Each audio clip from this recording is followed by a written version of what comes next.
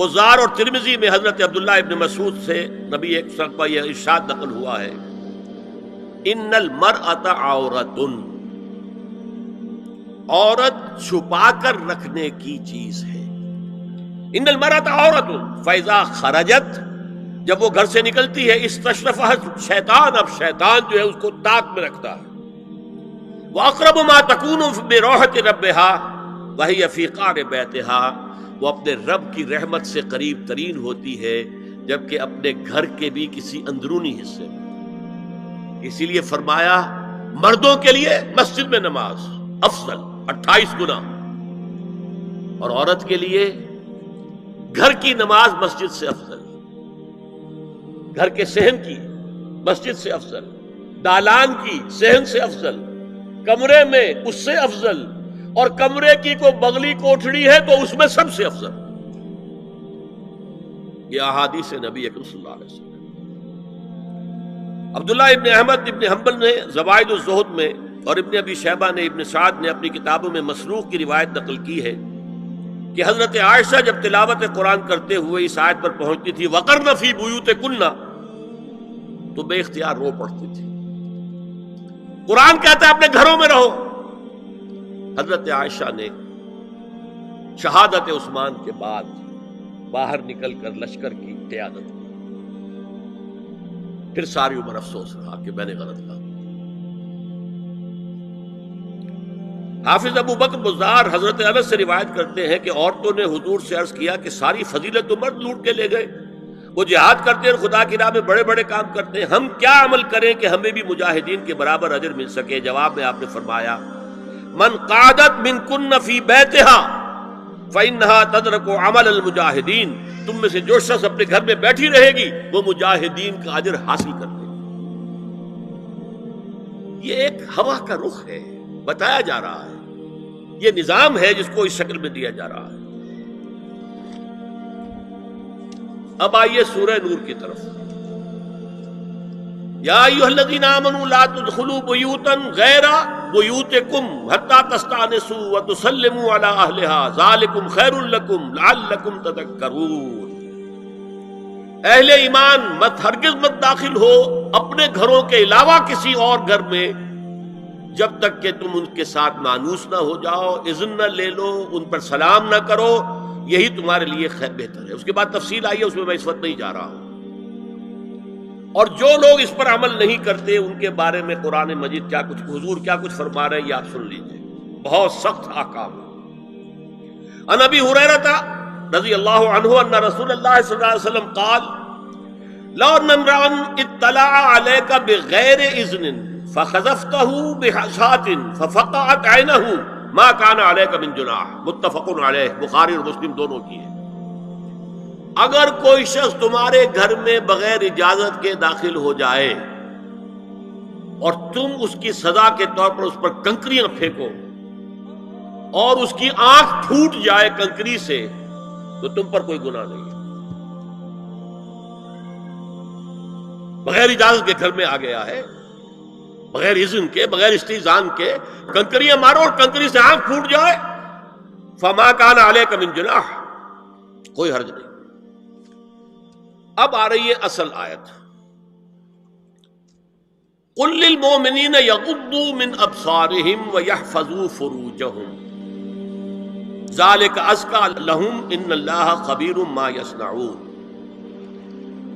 وقل للمؤمنات یغضضن من ابصارهن ویحفظن فروجهن ولا یبدین زینتهن الا ما ظہر منها وَلْيَضْرِبْنَ بِخُمُرِهِنَّ عَلَى جُيُوبِهِنَّ وَلَا يُبْدِينَ زِينَتَهُنَّ إِلَّا لِبُعُولَتِهِنَّ أَوْ آبَائِهِنَّ أَوْ آبَاءِ بُعُولَتِهِنَّ أَوْ أَبْنَائِهِنَّ أَوْ أَبْنَاءِ بُعُولَتِهِنَّ أَوْ إِخْوَانِهِنَّ أَوْ بَنِي إِخْوَانِهِنَّ أَوْ بَنِي أَخَوَاتِهِنَّ أَوْ نِسَائِهِنَّ أَوْ مَا مَلَكَتْ أَيْمَانُهُنَّ أَوِ التَّابِعِينَ غَيْرِ أُولِي الْإِرْبَةِ مِنَ الرِّجَالِ أَوِ الطَّفْلِ الَّذِينَ لَا يَظْهَرُوا عَلَى عَوْرَاتِ النِّسَاءِ وَلَا يَضْرِبْنَ بِأَرْجُلِهِنَّ لِيُعْلَمَ مَا يُخْفِينَ مِنْ زِينَتِهِنَّ وَتُوبُوا إِلَى اللَّهِ جَمِيعًا أَيُّهَا الْمُؤْمِنُونَ لَعَلَّكُمْ تُفْلِحُونَ۔ یہ لمبی آیت ہے۔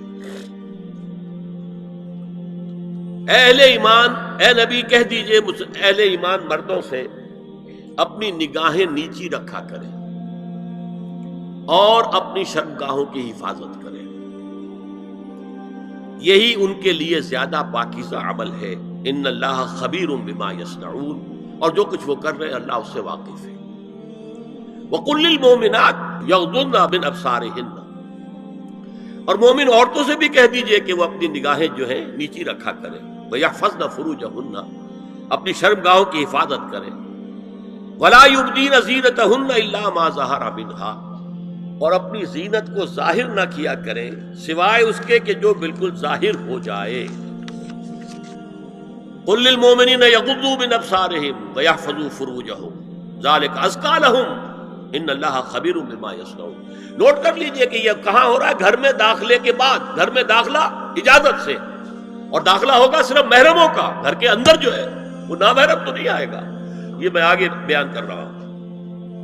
وَقُلْ لِلْمُؤْمِنَاتِ يَغْضُضْنَ مِنْ أَبْصَارِهِنَّ وَيَحْفَظْنَ مِنْ فُرُوجِهِنَّ، اور کہہ دیجئے مومن عورتوں سے بھی کہ وہ بھی اپنی نگاہیں جھکا کر رکھیں اور اپنی شرمگاہوں کی حفاظت کریں۔ وَلَا يُبْدِينَ زِينَتَهُنَّ إِلَّا مَا ظَهَرَ مِنْهَا، محرموں سے پردہ کیا ہے؟ محرموں سے، اس کا نام ستر ہے۔ عورت کا پورا جسم ستر ہے سوائے چہرے کی ٹکیا اور یہ ہاتھ اور یہ پاؤں، بس۔ کیا مطلب ہے؟ بھائی بھی نہیں دیکھ سکتا بہن کے جسم کا کوئی اور حصہ، باپ بھی نہیں دیکھ سکتا بیٹی کے جسم کا کوئی حصہ، یہ ستر ہے، ستر محرموں سے پردہ ہے۔ وَلْيَضْرِبْنَ بِخُمُرِهِنَّ عَلَىٰ جُيُوبِهِنَّ، یہ بھی گھر کے اندر کی بات ہو رہی ہے، چونکہ میں پہلے بتا چکا ہوں جلباب ہوتا تھا جب گھر سے باہر نکلتی تھی عورت، تو وہ اپنی چادر لپیٹتی تھی اپنے گرد، چہرہ نہیں ڈھانپتی تھی، صرف چہرے کا حکم دیا گیا اس کے ضمن میں۔ وہ سورہ احزاب کی آیت ہے، وہ رہ گئی، میں بیان کروں گا۔ اور خمار اوڑھنی ہوتی تھی جو گھر میں اوڑھتی تھی، گھر میں ظاہر بات ہے کہ جلباب تو نہیں لیا جا سکتا، آخر گھر کا کام کاج کرنا ہے، ہلکی سی اوڑھنی تو وہ گھر میں، لیکن فرمایا وَلْيَضْرِبْنَ بِخُمُرِهِنَّ عَلَىٰ جُيُوبِهِنَّ، اور انہیں چاہیے کہ اپنی اوڑھیوں کے، بکل اوڑھنیوں کے اپنے سینوں کے اوپر، گریبانوں کے اوپر بھی مار لیا کریں۔ اب اس کے بعد فرمایا وَلَا يُبْدِينَ زِينَتَهُنَّ إِلَّا لِبُعُولَتِهِنَّ، اب یہاں یہ زینت کا لفظ آ رہا ہے چہرے کے لیے، اور چہرے ہی میں کچھ سنگھار بھی ہوتا ہے۔ اب ان کے لیے کہا گیا کہ چہرے کی زینت، اور چہرے کے اوپر اگر کوئی بناؤ سنگھار ہے، زیور ہے، تو اس کی زینت نہ ظاہر کریں، مگر اب یہ یہاں تفصیلی آئی ہے، جو محرم ہیں ان کی تفصیل۔ تو فرمایا کن کے سامنے ظاہر کر سکتی ہے؟ الا لبعولتہن، سب سے بڑھ کر تو شوہر، او آبائہن، اور یہ آپ نے باپ، اچھا باپوں میں نوٹ کی دی، باپ حقیقی ہو، اخیافی ہو، اللاتی ہو یا رضاعی ہو، یہ چاروں قسم کے باپ اس میں شامل ہیں۔ جس عورت نے دودھ پلایا تھا اس کا شوہر بھی باپ بن گیا۔ او آبائے بعولتہن، اپنے شوہروں کے باپ، یا ابنائہن، ان کے اپنے بیٹے، بیٹوں میں بھی آئیں گے چاروں، اللاتی، اخیافی، عینی اور رضاعی۔ او ابنائے بعولتہن، اور اپنے شوہروں کے بیٹے، ہو سکتا ہے شوہروں کی اور بیویاں بھی ہوں، تو ان کے بیٹے بھی، جو ستیلے بیٹے ہیں وہ بھی محرم، ان سے کسی شکل میں کبھی شادی نہیں ہو سکتی۔ او اخوانہن، یا ان کے بھائی، او ابنائہن، یا اپنے بیٹے، او ابنائے بعولتہن، یا اپنے شوہروں کے بیٹے، او اخوانہن، یا اپنے بھائی، او بنی اخوانہن، یا اپنے بھائیوں کے بیٹے، او بنی اخواتہن، اپنا بھتیجا، اپنا بھتیجا، شوہر کا بھتیجا نہیں، اپنا بھتیجا محرم ہے، اپنا بھانجا محرم ہے، شوہر کا بھانجا محرم نہیں ہے۔ او نسائہن، یا ان کی عورتیں، اپنی عورتیں، جان پہچان کی عورتیں۔ او ما ملکت ایمانہن، یا جو ان کے داہنے ہاتھوں کی ملکیت ہو، باندیاں، غلام۔ اس میں عرض کر چکا ہوں کہ اس میں کافی اختلافات ہیں، یہ بھی ہے کہ اس سے مراد صرف باندیاں ہیں، غلام مرد نہیں، یہ بھی ہے کہ مرد بھی ہیں، اور یہ بھی ہے کہ مرد جب تک کہ وہ بالغ ہوگا، لیکن میں اس بحث میں یہاں نہیں جانا چاہتا، یہ پھر فقہ کی بحث ہو جائے گی۔ اب التابعین غیر اولی الاربہ، کچھ ایسے لوگ بھی ہوتے ہیں، کوئی کسی کے گھر میں کوئی اندھا آدمی رہ رہا ہے یا کوئی اور کسی وجہ سے کوئی مریض ہے، اسے آپ نے بنا دے رکھی ہے، انہیں عورتوں سے کوئی سروکار نہیں ہوتا.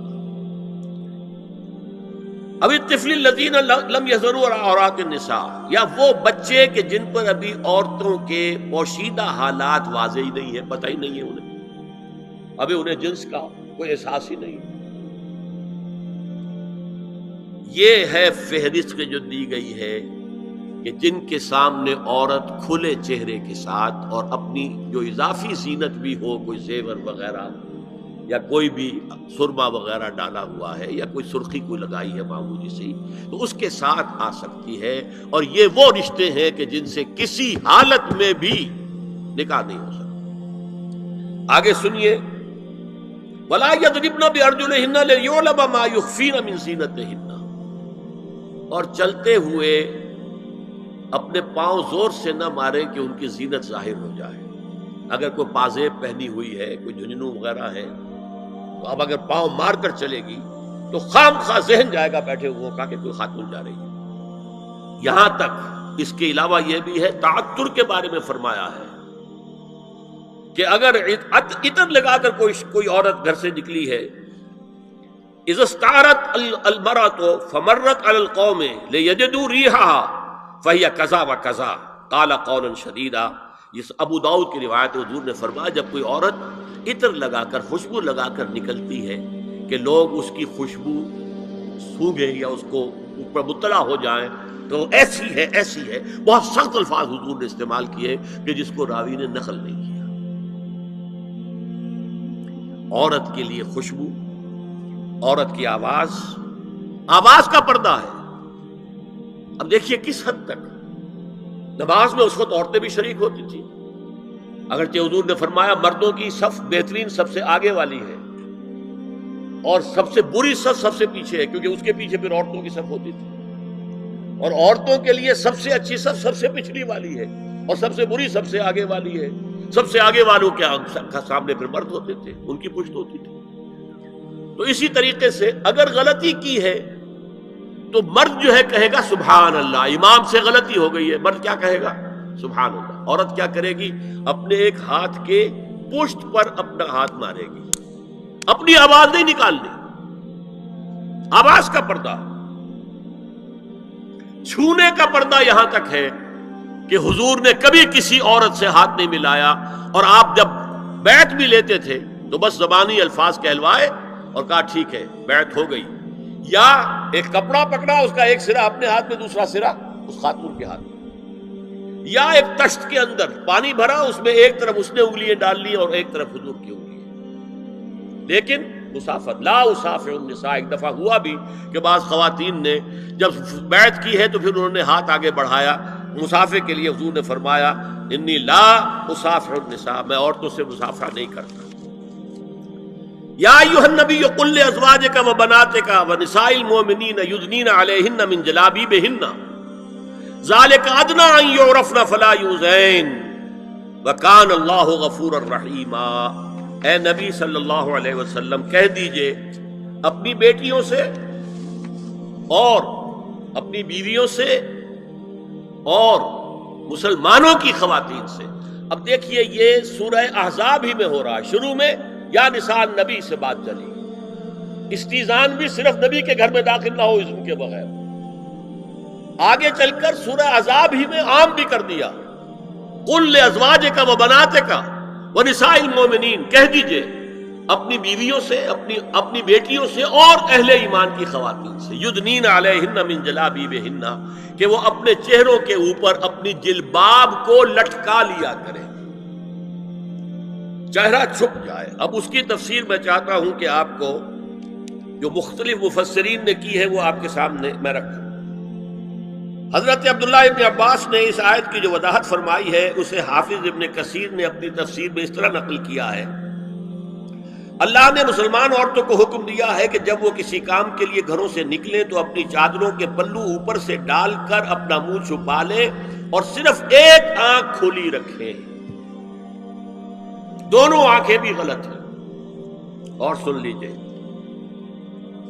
ابن جریر اور ابن منذر کی روایت ہے کہ محمد بن سیرین، یہ ایک تابعی ہیں، نے حضرت عبیدہ السلمانی، یہ صحابی ہیں، سے اس آیت کا مطلب پوچھا۔ انہوں نے جواب میں کچھ کہنے کی بجائے اپنی چادر کو اس طرح اوڑھا کہ پورا سر اور پیشانی اور پورا منہ ڈھانک کر صرف ایک آنکھ کھولی رکھی۔ اور سنیے، ابو بکر بن عبداللہ ابن عربی نے یدنین علیہن من جلابیبہن کا مفہوم ان الفاظ میں بیان کیا ہے، تغطى به وجهها حتى لا يظهر منها الا عينها اليسرى، کہ عورت اپنی چادر کو پورے وجود پر ڈھانپ لے اور اس طرح چہرے کو بھی ڈھانپے کہ صرف بائیں آنکھ کھلی رہے۔ علامہ حمید الدین فراہی کو نظم قرآن کے فہم میں خصوصی مقام حاصل تھا۔ انہوں نے حجاب کے بارے میں اپنے ایک مکتوب میں ہاتھ اور چہرہ کھلا رکھنے کو جائز قرار دینے کے موقف کے بارے میں لکھا ہے کہ میری رائے میں نظم قرآن پر توجہ نہ کرنے سے یہ غلط فہمی پیدا ہوئی ہے۔ وہی بات کہ سورہ احزاب میں گھر سے باہر کا پردہ ہے اور سورہ نور میں گھر کے اندر کا پردہ ہے۔ بہرحال الحق احق بان یتبع، حق جو ہے وہ اس کا زیادہ حقدار ہے کہ اس کی پیروی کی جائے۔ میں اس مسئلے پر مطمئن ہوں اور میرے نزدیک اجنبی سے پورا پردہ کرنا واجب ہے، اور قرآن نے یہی حجاب واجب کیا ہے جو شرفاء میں مروج ہے، بلکہ اس سے بھی قدر زائد۔ مولانا فراہی کا یہ مکتوب ماہنامہ حیات نو بلیریا گنج انڈیا کے اکتوبر سن 92 کے شمارے میں شائع ہوا ہے۔ یہ ہے علماء کی رائے۔ حضرت ام سلمہ اور حضرت میمونہ نبی صلی اللہ علیہ وسلم کے پاس بیٹھی تھی، اتنے میں حضرت ابن ام مکتوم آ گئے۔ نبی صلی اللہ علیہ وسلم نے ان دونوں سے فرمایا احتجبا منہ، ان سے پردہ کرو۔ ازواج نے عرض کیا یا رسول اللہ الیس اعمی لا یبصرنا ولا یعرفنا، حضور کیا یہ اندھے نہیں ہیں؟ یہ نہ ہمیں دیکھ رہے ہیں نہ ہمیں پہچانتے ہیں۔ فرمایا افعمذایان انتما، کیا تم دونوں بھی اندھی ہو؟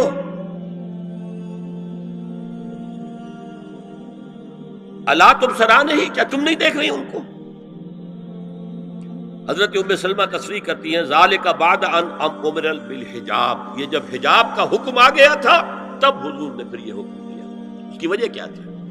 حضرت عبداللہ ابن مکتوم کا گھر میں آنا جانا تھا، تو اگرچہ اندھے ہیں لیکن یہ کہ یہ بار بار کا آنا جانا، اس سے فتنے کا ایک دروازہ کھل سکتا ہے، اس دروازے کو بند کر دیا گیا۔ حضرت عائشہ کے پاس ایک نابینا آیا تو انہوں نے اس سے پردہ کیا، کہا گیا کہ آپ اس سے پردہ کیوں کرتی ہیں، یہ تو آپ کو نہیں دیکھ سکتا۔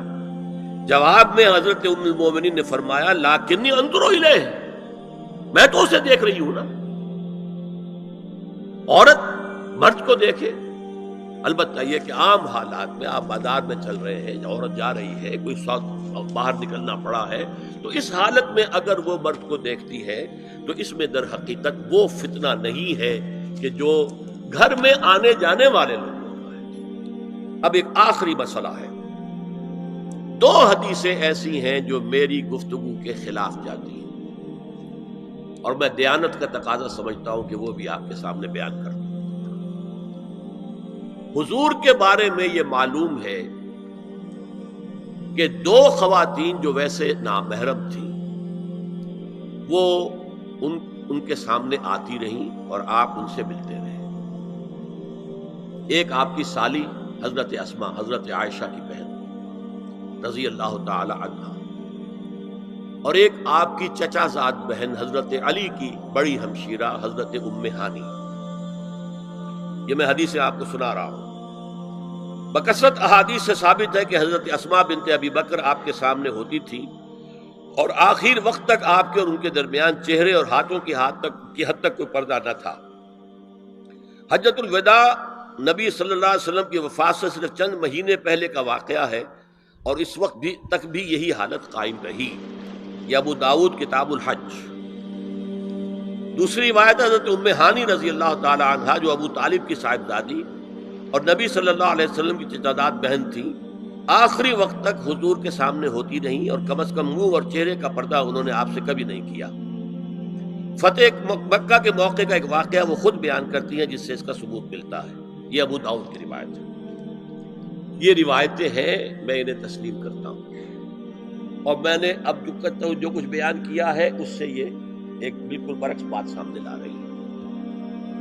اب یہ ہے کہ یا تو ہم ان دو حدیثوں کو اصل مان کر باقی ساری حدیثیں جو ہیں ان کو ختم کر دیں۔ میں تو آپ کو سنا نہیں سکا، میرے پاس تو بہت زیادہ حدیثوں کا مواد تھا۔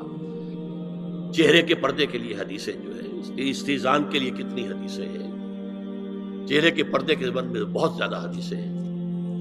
حضرت ام خلاد ایک خاتون تھی، ان کا بیٹا ایک غزوے میں شہید ہو گیا، وہ اس کے بارے میں کچھ پوچھنے کے لیے حضور کے پاس آئی، صحابہ بیٹھے ہوئے تھے تو انہوں نے نقاب ڈالا ہوا تھا، منتقبۃ، نقاب کا لفظ بھی حدیث میں موجود ہے۔ اور یہ لوگ کہتے ہیں نقاب تو جو ہے یہ بعد کی پیداوار ہے، یہ لفظ کوئی ہے ہی نہیں۔ حجاب کا لفظ قرآن میں ہے، جلباب کا لفظ قرآن میں ہے، خمار کا ذکر قرآن میں ہے، اور یہ منتقبۃ نقاب ڈالی۔ لوگوں نے کہا عجیب عورت ہے یہ، اس کا بچہ شہید ہو گیا ہے، مطلب یہ کہ سخت صدمے کی کیفیت ہے، اور یہ اس وقت بھی اس نے نقاب ڈالی ہوئی ہے۔ تو انہوں نے جواب دیا ان ارزو ابنی لا ارزو حیائی، میں نے بیٹا کھویا ہے، اپنی حیا نہیں کھوئی ہے۔ یہ ہے ہماری تہذیب، یہ ہمارا تمدن۔